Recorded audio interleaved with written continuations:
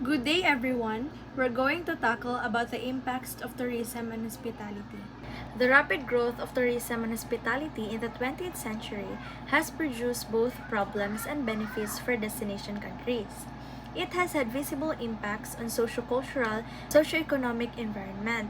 Although tourism and hospitality can bring economic advantages to a destination country, it also brings with it a serious long-term problems which without careful control and planning can threaten the society. So this means that the rapid growth of tourism and hospitality sa 20th century na siya affects both problems and benefits.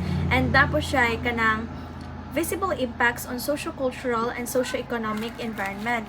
When we say socio-cultural, it includes the social and cultural aspects of a society like beliefs, cultures, attitudes, customs, and lifestyle that shapes its people and influence their behavior.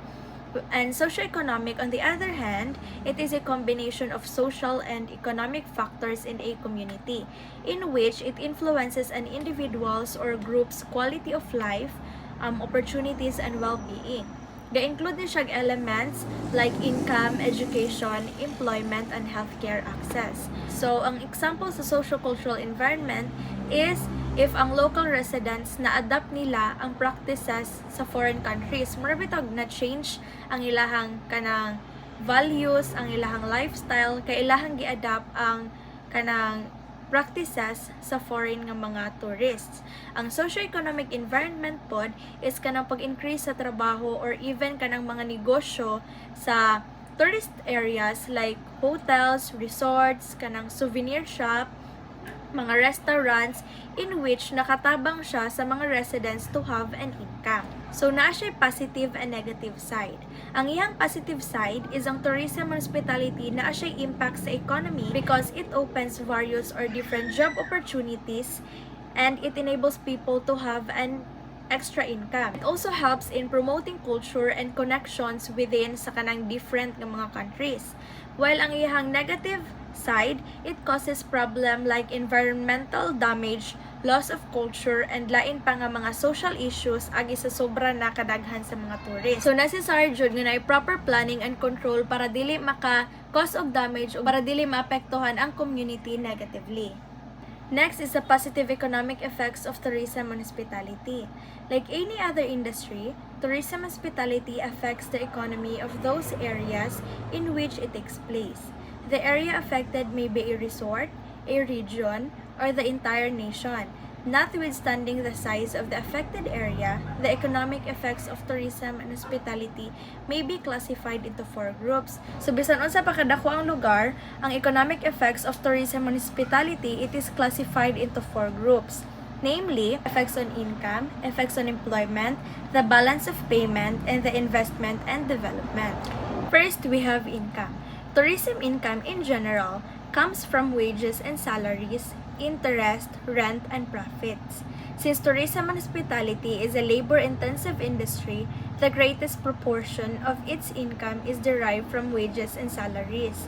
So, ang income sa tourism, usually it comes from salaries or sweldo, interest, rents, and profits. Because kani nga industry, it is a labor-intensive industry. When we say labor-intensive industry, it is an economic sector nga ga-require siya og more human labor than capital or machinery and equipment to produce goods or services. And as what I've said, ang income ani is magikan siya sa sweldo, profit, interest, and rents. Tourism and hospitality is both an income generator and an income redistributor. So when we say income generator, tourism creates new money that enters the economy. For example, if ang tourist mo visit anang a specific place, they pay for plane tickets, for hotel stays, for meals and tours.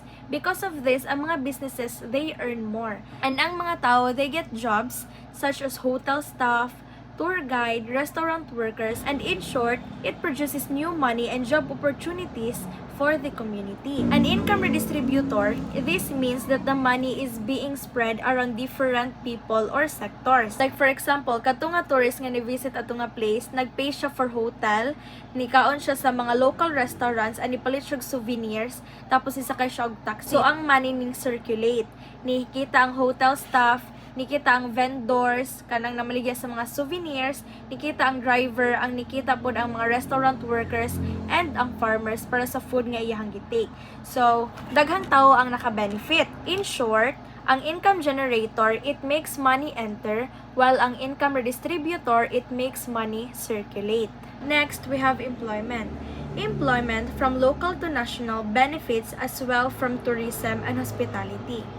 In general, the tourist industry offers more employment opportunities than other economic sectors. Tourism and hospitality generates employment faster for developing nations than for the developed ones. In general, tourism and hospitality employees in developed nations are usually paid less. In developing countries, the opposite is true. So tourism and hospitality, they really help in creating jobs both local and national. It gives more work opportunities compared to the other industries, and mas paspas po siya mo generate og employment sa developing countries, and sometimes mas dako pa ang sweldo sa mga workers dito compared to the developed ones. We have three types of employment. First is the direct employment. It is generated as a result of providing goods and services directly to tourists in hotels, restaurants, bars, and nightclubs. So, kaning direct employment, it refers to a job nga directly connected to serving or providing goods and services sa tourist. These employees na sila direct contact sa mga tourist, and they are the one who personally deliver the service or product. Like for example, if ang tourist is ni-check-in siya sa hotel, ang mga receptionist, muna sila mo i-assist sa booking. Muna siya mo example sa direct employment. They are the one who personally provide the service to the tourist. Next is we have the indirect employment. Indirect employment consists of those positions that are associated with other tourism-related activities but are used by both the local resident and the tourist. So, kaning indirect employment, it refers to a job that supports tourism but don't really deal directly sa mga tourists. Like for example, kanang mga food suppliers, ga-deliver sila og mga goods sa hotels and restaurants. Mo nang part sila sa indirect employment since they help the tourism industry even if they don't interact with the tourist personally. Next is the induced employment. Induced employment refers to job that indirectly created because of tourism and hospitality, even if they are not directly connected to it. Kani nga jobs is ni-exist siya for the reason nga ang mga taong katrabaho under sa tourism industry, they spend their money or income on other goods and services. Like for example, if ang waiter sa restaurant or resort, iyang gigamit ang iyang salary sa iyang gigamit iyang salary to build a small house. So because of this, nangita siya ganang construction workers. And kanang construction workers, they are part of induced employment since they were created indirectly through tourism income. Third, we have the balance of payment. Balance of payment is an accounting of flow of goods, services, and funds in and out of the country during a given period. If a country pays or agrees to pay more money than it receives, it has a deficit in its balance of payment. If it receives more money than it sends or exports, it has a surplus in its balance of payment.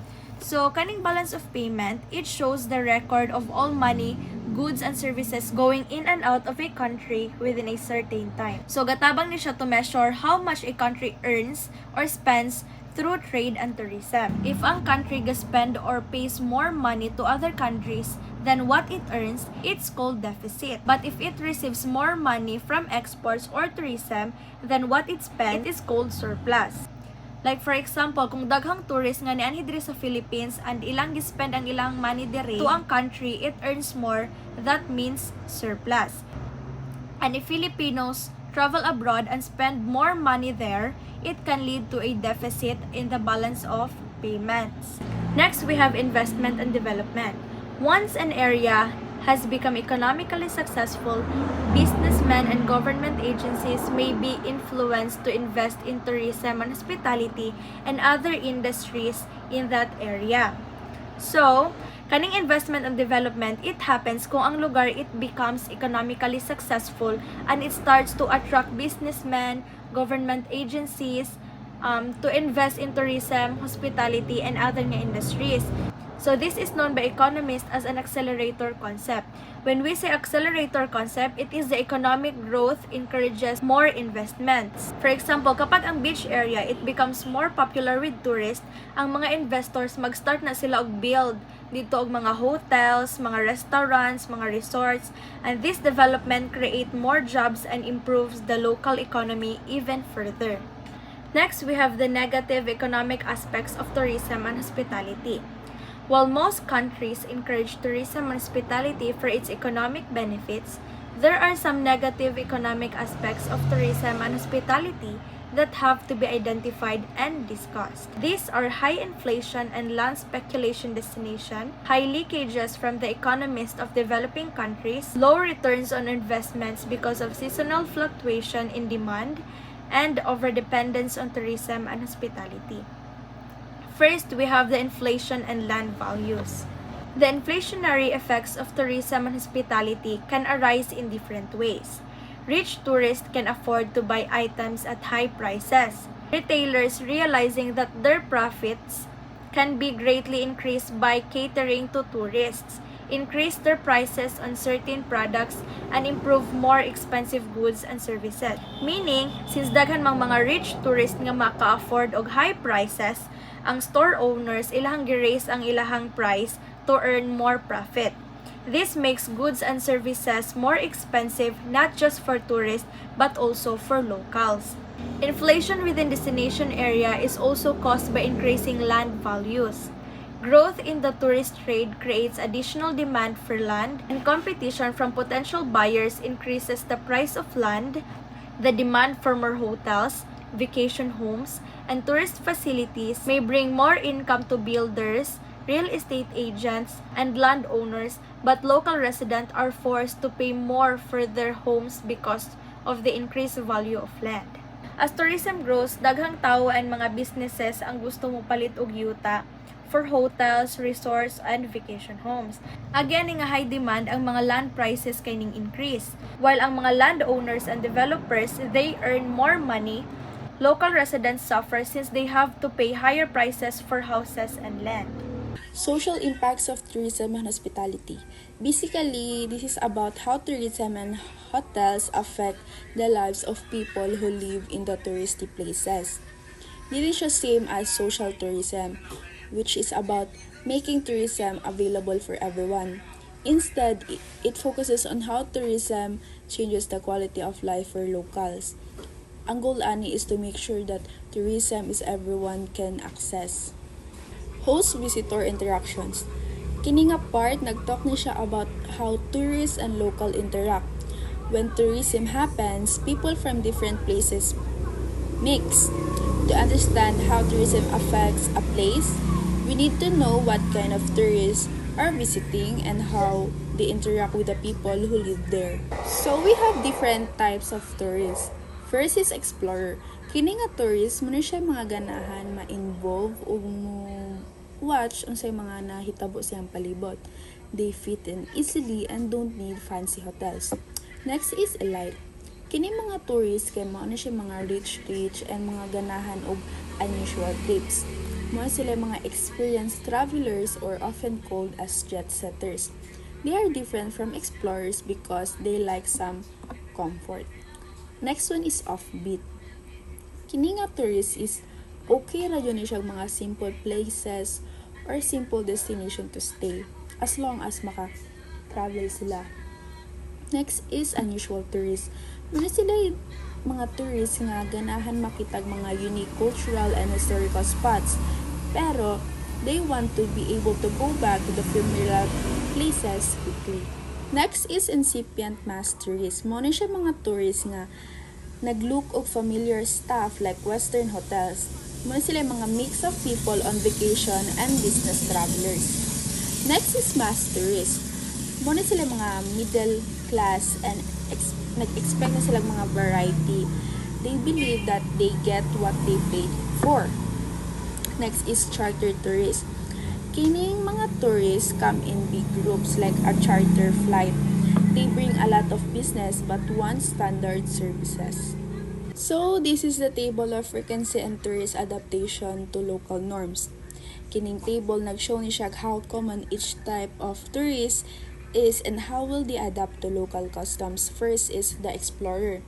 Ang number of tourists ani niya is very limited lang. So ang adaptation ani niya to local norms is mo-adapt ni sila fully. Next is elite.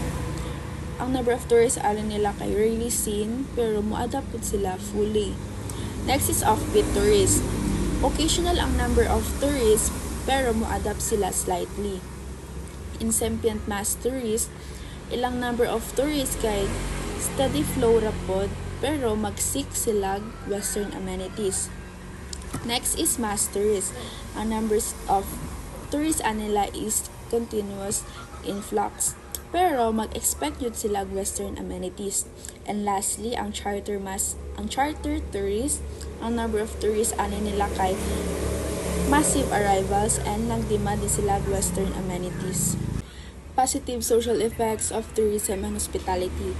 The first one is mixed cultures. Kini, tourism helps different cultures meet and understand each other. Next one is adapts to modern life. Kini siya nag-helps places update and improve their environment and lifestyle. The third one is learn languages. It encourages people to learn and use foreign languages. Next is improves health. Kini, it helps improve health conditions and control diseases. Social change and multicultural understanding. Tourism helps people from different backgrounds understand each other better. It's like an exchange between people, nations, and values. The more different the culture, the bigger the social changes. Adaptation to modern life and improvement of the host conscious lifestyle. First is better quality of life. Tourism helps improve things like water, housing, and healthcare. New middle class.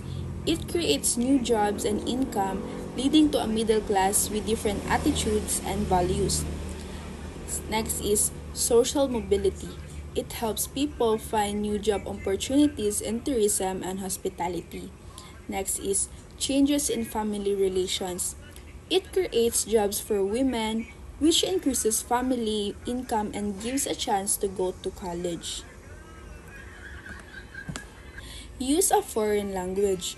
Using a foreign languages helps people from different places talk to each other. Both the locals and the tourists want to learn new languages. Tourists often want to learn some of the local language before they go somewhere. Many tourist places have short languages courses. Improve health conditions and disease control. Tourists want good health care, so tourist areas work to improve their health facilities. This brings in more money, which can be used to upgrade things like water, and sewage system. Tourism helps locals become more aware of health problems and good hygiene. This can lead to better healthcare for everyone in the area. Too many tourists can cause problems like crowded facilities and competition for resources. Locals might not like sharing their stuff with tourists. In touristy places, public transportation is crowded and locals have to change their shopping patterns. Streets are full of tourists, causing traffic jams. This crowding is often seen as a social problem caused by tourism. Changes in the social structure, behavior, and roles. Tourism can change traditional jobs like farming. People might move away from farms and families break up. Young people might not follow old customs like respecting elders. Sometimes, women working in tourism earn more than their husbands. This can make the husbands jealous and lead to divorce. These changes can make the community less close-knit. Prostitution, often called the oldest profession, certainly existed before the growth of mass tourism. It is difficult to say how responsible tourism and hospitality has been for the rise of prostitution in tourist destinations. The following are some of the reasons for the increase of prostitution in the tourism resorts.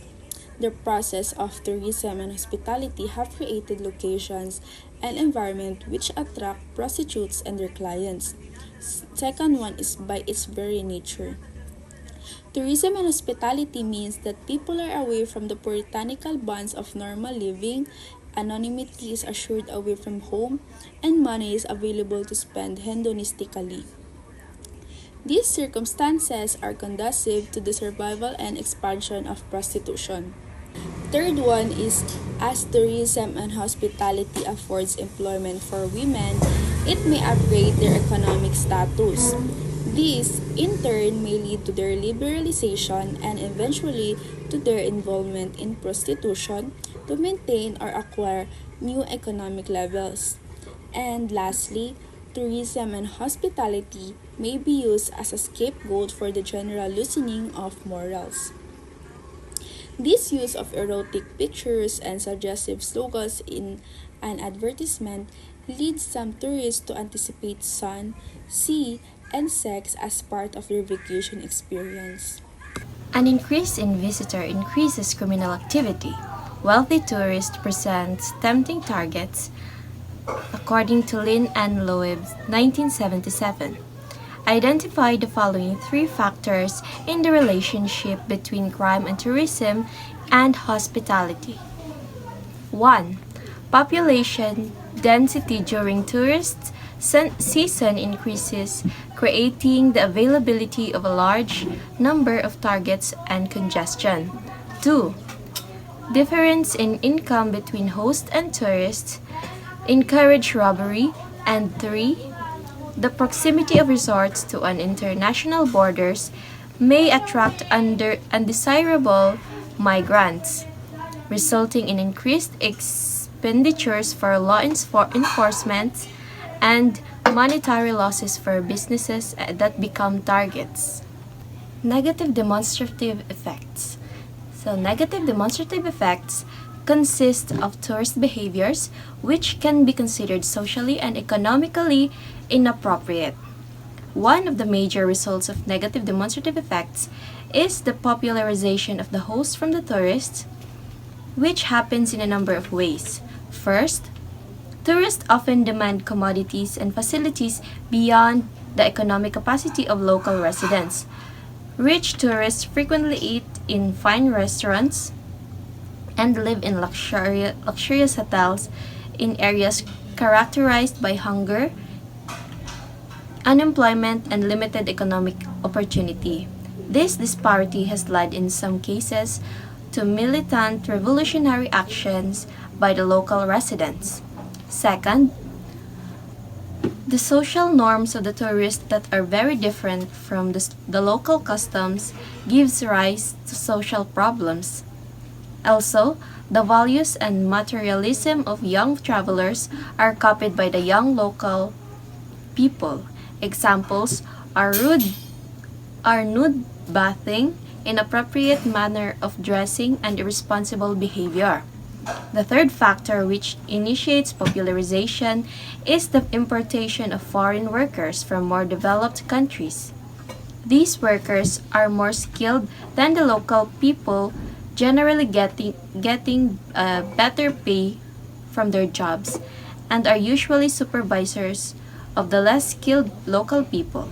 These foreign workers also compete more favorably for goods and services than the locals.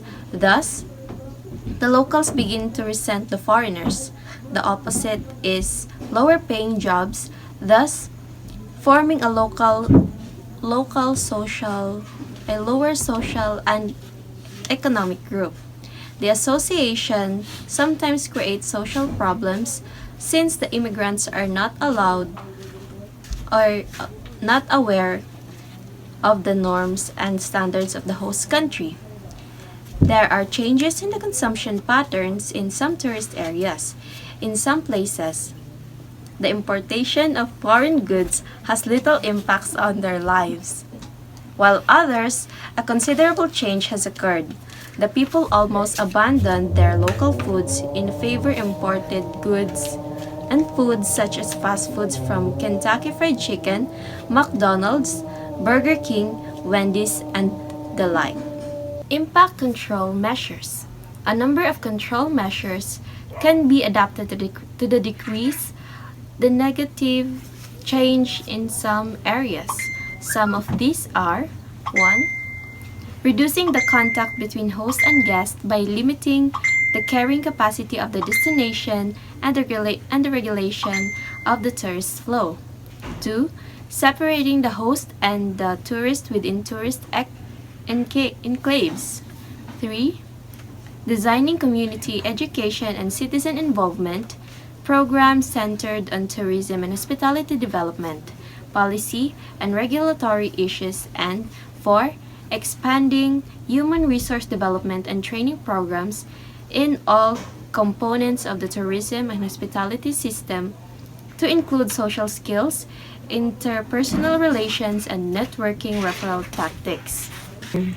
Impact of tourism and hospitality on culture.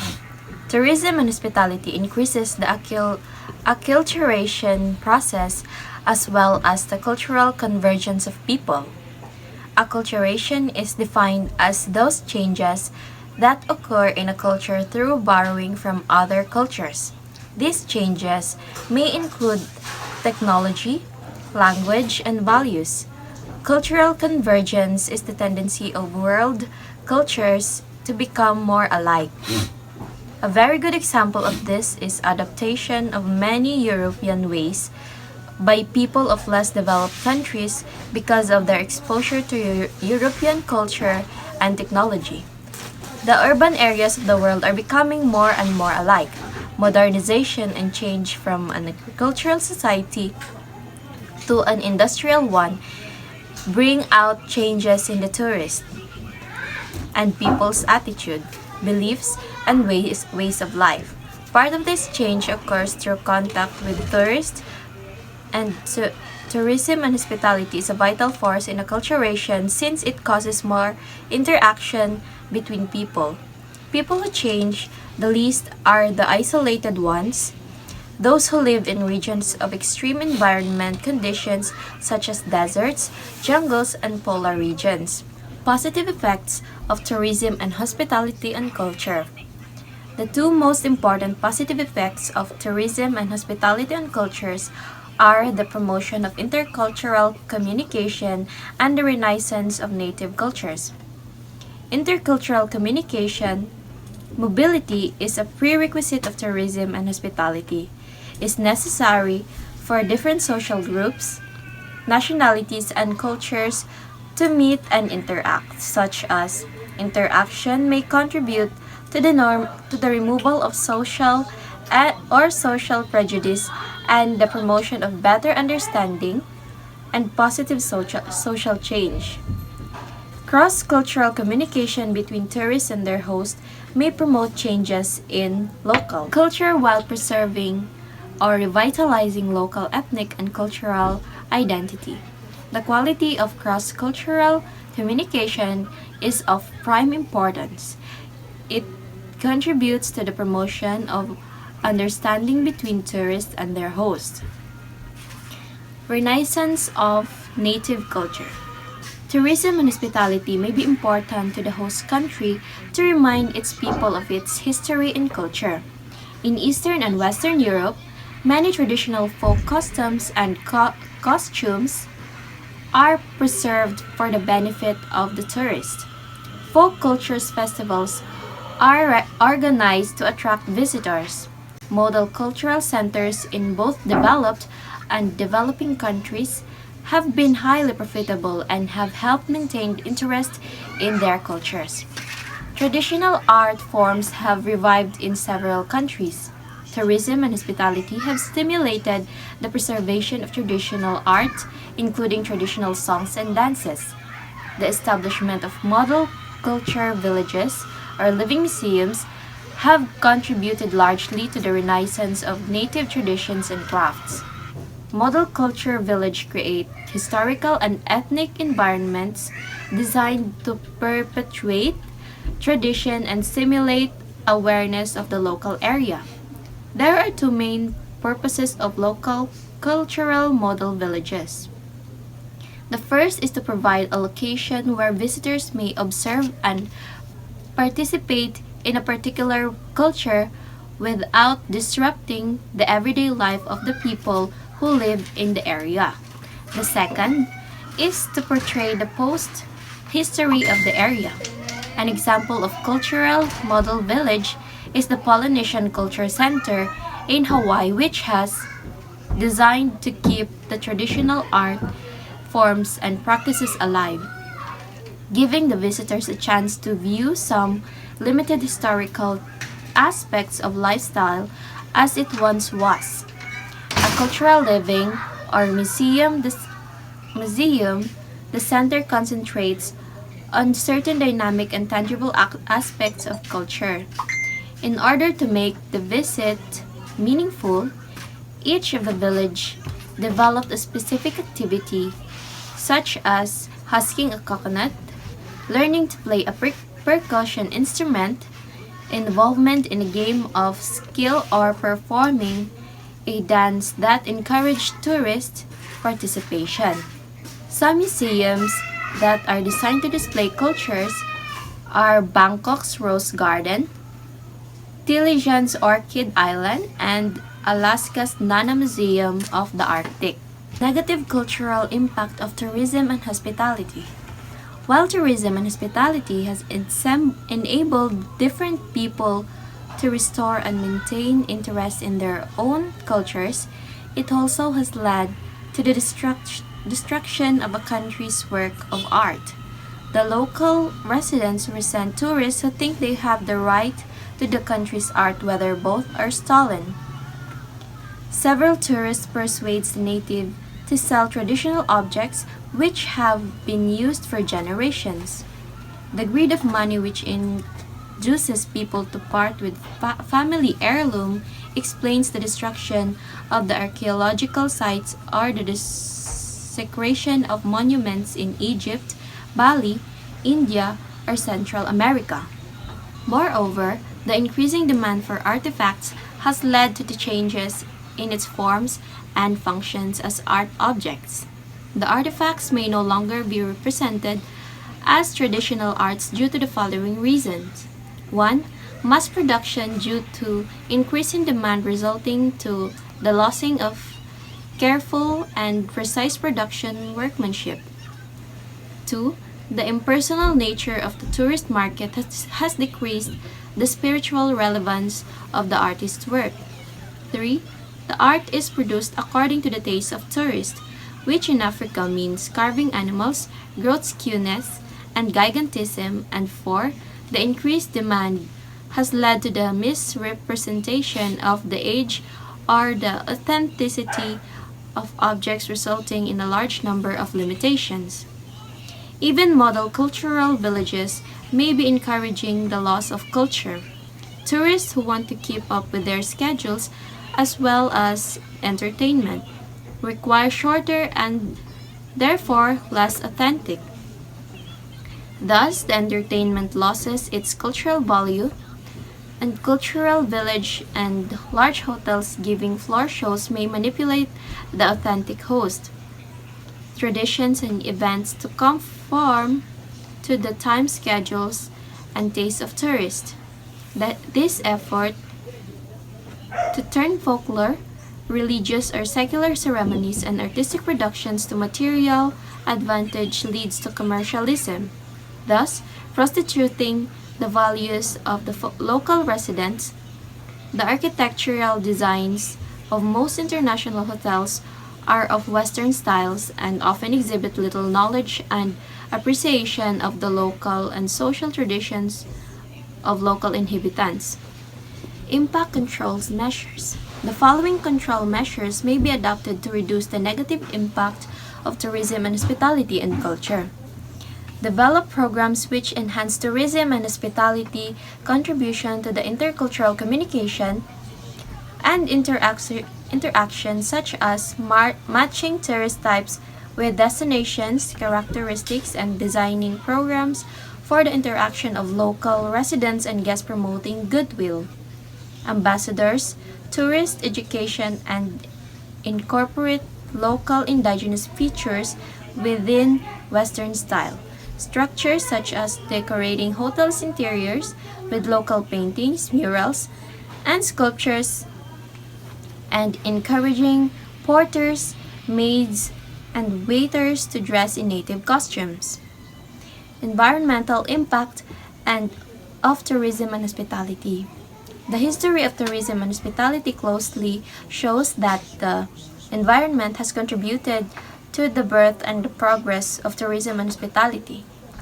The term environment connotes both human and physical characteristics. Speakers and writers often refer to it as human environment, physical environment, or a combination of both. A term that describes the human and physical characteristics of an area is pre-existing forms. It is expected that some change in pre-existing forms will be necessary to accommodate mass tourism. However, tourism and hospitality can either be carefully controlled by the government to maximize economic and employment opportunities, while reducing its social, cultural, and physical impact, or it can be changed as to enhance the physical environment and make it more attractive to both the guest and the local residents. An analysis of the positive and negative aspect of tourism and hospitality indicates a need to encourage wise resources management, particularly of water and energy, and the problems of noise and pollution, as well as the problem of garbage and fire hazards which may arise from tourist activities. The environmental benefits and negative impacts of tourism and hospitality need to be recognized. Positive environmental impact of tourism and hospitality. Tourism and hospitality has created environmental awareness in two ways. One, its contact with scenic areas has raised man's awareness of the earth's beauty and made it easier for him to see and enjoy it with minimum damage. And two, environmental awareness has been heightened by mass tourism who caused direct and indirect destruction. In developed countries, several national parks and monuments have been created to preserve the national, cultural, and recreational resources of the land for enjoyment, appreciation, and education of present and future generations. The development of parks was intended to open up for areas for viewing as well as to control the flow of the traffic within the park. Tourism and hospitality has provided reasons for the preservation of historical buildings and creations of museums. At present, many developing nations are realizing that their monuments mean tourists and income, thus desire to presence their national monuments have increased. The developed countries' unspoiled natural attractions are becoming more and more rare. Hence, people travel to the developing nations where nature is still unspoiled or where the remains of ancient civilizations are located. Developing nations realize that their historical sites or traditional towns and neighborhoods untouched by the progress are economic assets. Lighthouses, harbor, and fishing piers are ideal tourist attractions. Tourism and hospitality has created appreciation for the environment by bringing scenic attractions to the attention of the public. In Switzerland, for example, the mountains, sports, and vacations, both in winter and summer, have mushroomed as a result of rapid tourist growth. Conservation and preservation of the environment not only benefit the local area, but they also determine the future of tourism and hospitality. So first, that we benefit is the local residents benefit from preservation. Second is tourism and hospitality for as long as it draws tourists, while continue to be socio-economic and cultural asset. The aim of the National Park Services with the inclusion of conservation and is much better to broader now than it was in the past. So the some places in a bird sanctuary is one of the major attraction for the tourists who want to speak a change for their sun, see and experience natural trails and beaches and watching areas that have been established to help the visitors enjoy the area and to maintain the quality of the environment. So according to GAN cited by the Valley 1995, there are the four factors which lead to the conservation of movement. So first is the social concern to which the park movement of owes and the beginning. Second is there was an emphasis of efficiency of resources being used particularly in non-renewable resources. So by implementing the non-renewable resources, they are early expectation stress, maximization of utilization, but with a minimum of environmental degradation. Next is the conservation also incorporated aesthetic enhancement. So while the conservation is being enhanced, this is a particular significant as one of the major tourist activity is the sightseeing while depends on heavy inequalities of the natural environment. And lastly is the protecting the natural environment from irresponsible from human manipulations. So we as human dili siya to malikayan ang maglabay og basura. So with that, at least nakuha na nato og pila ka percent nga ma-segregate ang ato ang basura according to the Valley 1995. And according to Mathons and Wall cited by Landberg 1995 also, there are identified four ways or another ways to tourism and hospitality has been important conservation. So first is stimulating the rehabilitation of existing historic sites, building and movement. So ang the word stimulating is yan ang ato siyang pangalagaan or ato ang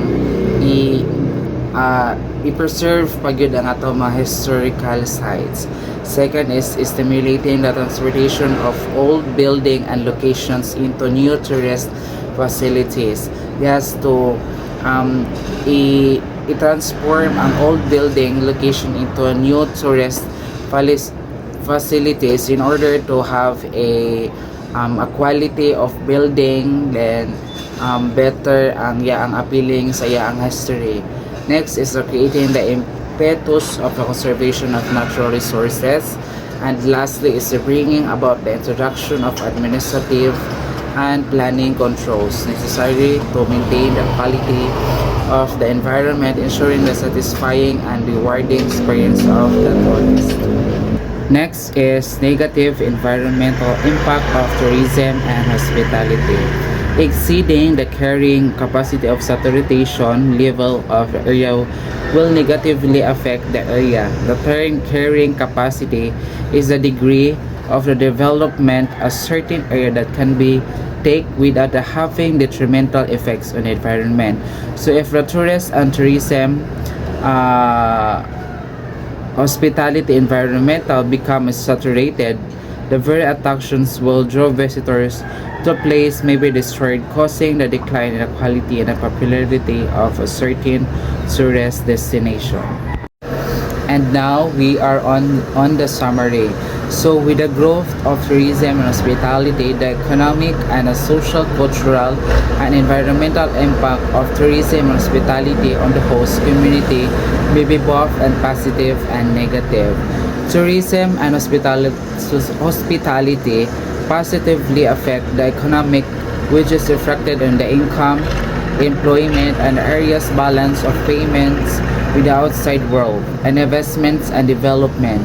And its a negative effect can be seen in a high leakage to low returns on investments because of a seasonal, functional, and demand, and over dependence of tourism and hospitality. So with that, the proper planning and control development and implementation of appropriate guidelines, the negative impact of tourism and hospitality can be greatly reduced. So imperative that policymakers and planners understand the advantages and disadvantages of tourism and hospitality and to seek to better evaluate them. a comprehensive cost and the benefit information very much needed. The host community and a comprehensive cost must be able to look at around at hospitality for more balance and perspective. And the benefits again is expected rest. And that would be all. Thank you.